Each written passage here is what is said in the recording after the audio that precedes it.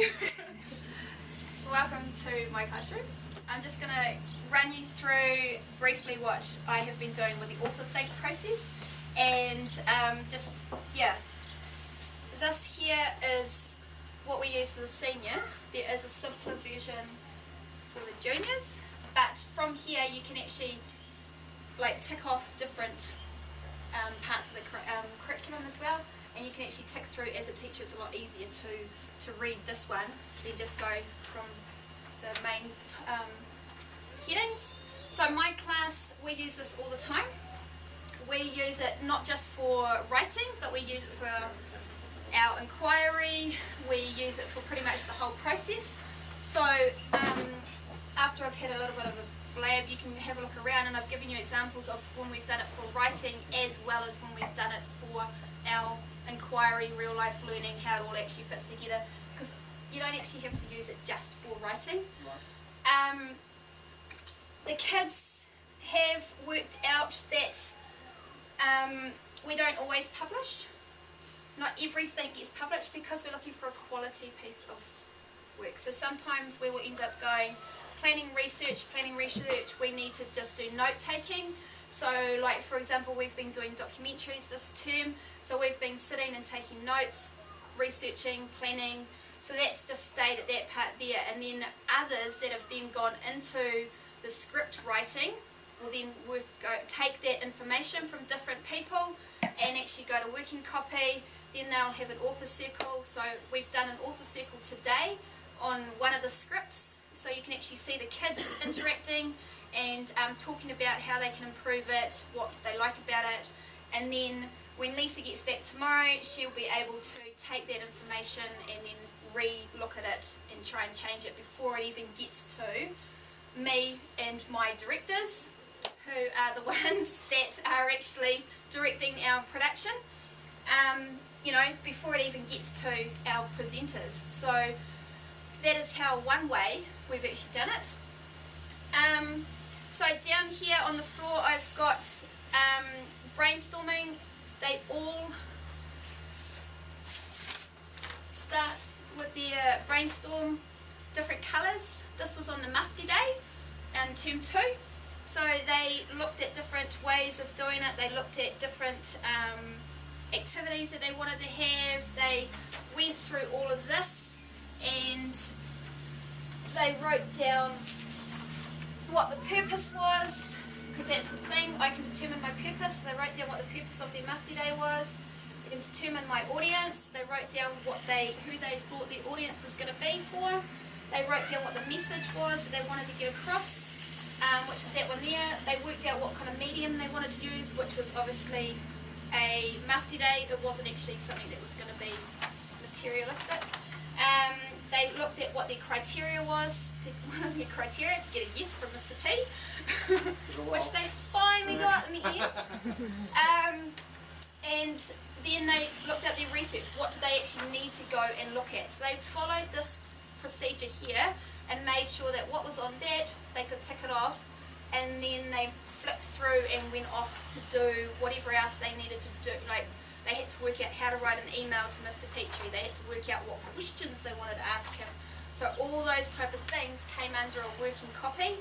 They went away, they asked others in the class, they practiced on them before they came around to me and did a mock. What would you say, if I was Mr. Petrie, what would I say? And then I would either send them away and say, no, that's not good enough, and they would start the whole process again. This PowerPoint is from Lane. It explains this whole thing here, and it's all under the teacher resources. So all you have to do is just click on it. You can even listen to Lane at the same time because she's got her beautiful voiceover. So you don't even have to listen to me. So the kids love it. They use it all the time. There's evidence of it through everything that we pretty much do. Probably the only thing I haven't done it with is maths, really. And just thinking about that now, probably could do it with maths. They have to come do planning, learn about how to do it, and then go away, try it out. Does it work? How can I improve? How can I make better? know, before they do the whole thing. So I think you can throw it in, not just in your actual writing. Yeah. Any questions? Lo, you talked about before with me that you, for a while, because I know you did it all last year as well with your class, like everything, sometimes you forget to put things into your program. You're just talking to me. Do you want to just talk about what you found out when you didn't use it? So obviously this has been up on the wall, and we've used it and used it and used it to death. And when I have used it, the quality of the work is huge out of the kids. So that's me going, okay, remember you've got to do your brainstorming, what comes next. If I haven't said that to them, and they've just completely missed out this, and gone straight to a working copy, and then missed out an author circle, and just gone straight to here, the quality is so much worse. And I have to actually say to them, no, stop, have you done this, have you done these? And it's not until they've actually followed the process that the quality and the depth of what they've actually come out with is just so much more richer. It's just, you know, yeah, I mean our whole 3 panels up there is all following this, and I'm really proud of what they've come up with that. But none of that would have happened if we had missed out pieces of the actual process. Yeah, having a mind map is just so valuable. And the kids know that whatever's in one colour is associated with that paragraph or that piece of information. The children that don't do it in colour find it a little bit more difficult, and their work is a little bit more all over the show than children that have actually got it in colour in their books, and then they've gone, okay, that tells me everything about that, so I need to add that there, then it comes here, and then there's a process. So that's just a few observations that I have worked out throughout the, you know, and I mean I did this with my year 3s last year, and they just rocketed with it, so yeah. So what I've done is I've set it up in the room as it is on here, so you can actually walk around and see the different pieces.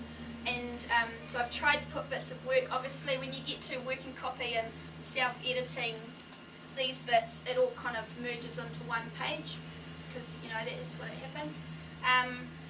And yeah, and I've got a live author circle on the back table over there. Any questions? When you said colour, do you mean the stages to be in colour? That colour, rather than Oh, I see, in colour. yeah, in colour. Okay. So this was a lot harder to read and to follow and to do whatever, whereas this one, we knew exactly that these are the ideas, we're going to go off and do that, these off there, whereas that one was a lot harder to try and comprehend and come up with. Yeah. So that comes back to principles of mind mapping, isn't it? Because one of the principles of mind mapping is to use colour. Yeah. To help organise. You'll notice that some of the kids will have colour in their books, and then they've got their stories after it, and then you'll see that some of them are in black and white or just in pen in one colour, and then they've got even less of a piece of work or something like that, just purely because of But you use colour really well, Lo, because I've seen, like, when kids are filling out organised together, each kid will be associated with a colour, so you know how we do initials and everything. She actually uses a kid's colour, so mine might be blue and Lou's might be red, and everything we do is in colour. So she uses colour lots for her organisation, and makes it easy for the kids to see what they've done and what they haven't done. And it's interesting because I did that yesterday with the kids on the other side of the movie thing there, and they were like, oh, I've only got 2, quick, I need to find it, you know, and they were like working with each other to try and make sure that they were actually switched on and trying to find more information rather than you can't see where I'm looking on the page. So, yeah. Even using colour throughout that process too, and having colours on each view of the different areas, so that you could really see growth in kids too. Seeing the editing and everything. Editing and how that movement and that shift, author that circle. quite powerful. Yeah. You know, and they can see. And using the children to use those models and fill them in themselves, isn't it too? Like, you know, taking them through and, you know, cutting them in those models too. That's student voice. It is. That's your visible learning. And you can even highlight on those ones in the details, or for junior ones, like what actually want to focus the kids on, because you don't always have to focus on everything as well. So more specific.